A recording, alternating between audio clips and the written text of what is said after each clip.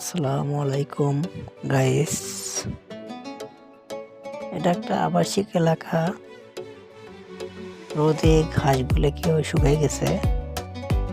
পাশেই ফ্রেশ কোম্পানির tiles factory, তার পাশেই আবার পাওয়ার প্ল্যান্ট। পুরো এলাকাটা একবারে ফাঁকা।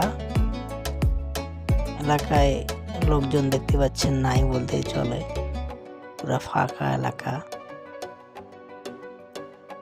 আমার ভিডিওগুলো দেখেন, যদি ভালো লাগে অবশ্যই সাবস্ক্রাইব করবেন চ্যানেলটাকে।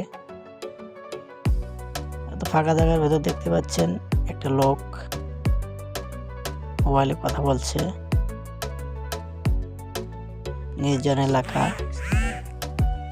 তাই জায়গাটা আমার অনেক ভালো লাগছে, এই কারণেই ভিডিওটা করা। সবাই ভালো থাকবেন ইনশাআল্লাহ।